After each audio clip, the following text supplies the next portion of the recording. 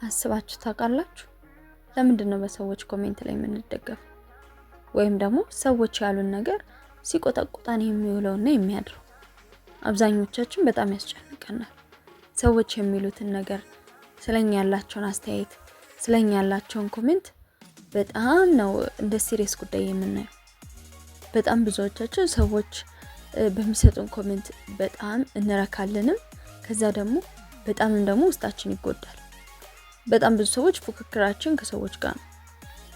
ያ ማለት እንዴት ነው? ሰዎች ሲያደንቁን፣ ሰዎች ጥሩ መልስ ሲሰጡን ለኛ በጣም ጥሩ ስሜት ይሰማናል። ከዛ ውጭ ደግሞ የሆነ ሰዓት ላይ በጣም የማይወዱት ነገር ብናደርግ ወይም ደግሞ ለምሳሌ አለባበሳችን ሊሆን ይችላል ወይም በሆነ ጸባያችን መጥፎ ኮሜንት ቢሰጡን ከዛ በኋላ በጣም ይደብረናል ማለት ነው።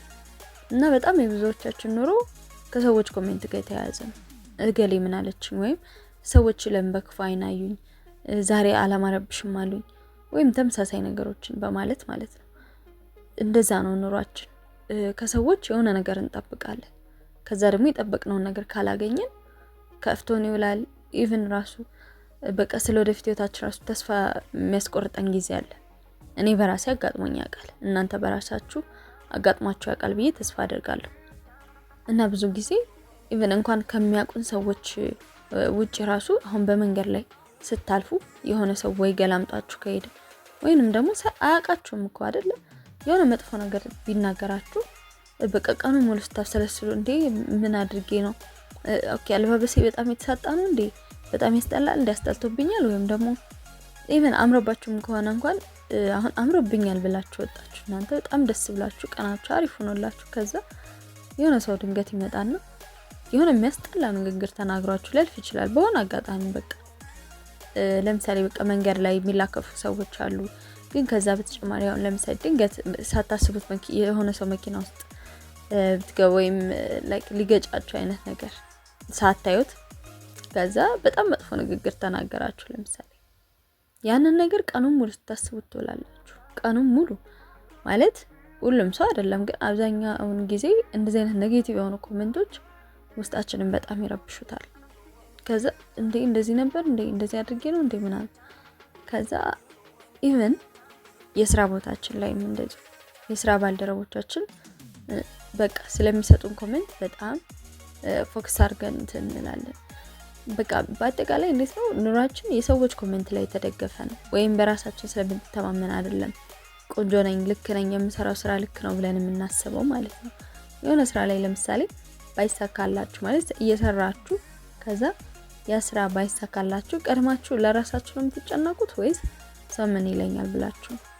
ያ ብዙዎቻችን እኔም እንደዛ ነበርኩኝ የሆነ ጊዜ በተለይ በጣም እና አብዛኞቻችን የምናስበው ሰው ምን ይለኛል፣ ሰዎች ምን በቃ ከሰረች አልተሳካለትም ኦር ምናምን ብለው ይናገሩኛል፣ ኮሜንት ያደርጉኛል ብለን ነው አብዛኛውን ጊዜ የምንፈራው። እና በሰዎች ልብ ውስጥ ስለሚኖረን ቦታ፣ በሰዎች ልብ ውስጥ ስለሚኖረን ተቀባይነት ሁሉ ጊዜም ቢሆን እንፈራለን።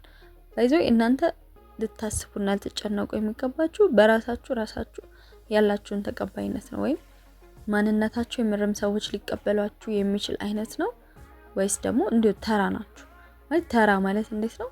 በቃ በነገሮች በራሳችሁ ማስተማመንና ፈሪዎች መሆን የለብንም። ኖርማሊ ለሁላችንም ነውና እንደዛ ላለመሆን መሞከር አለብን።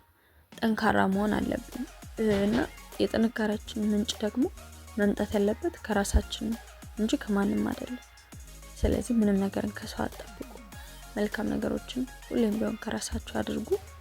የምትተማመኑበትም ወይንም ደግሞ አቅም እንዳላችሁ የምታውቁት ራሳችሁ ናችሁ እንጂ ሰዎች በሚሰጧችሁ ኮሜንት አይደለም።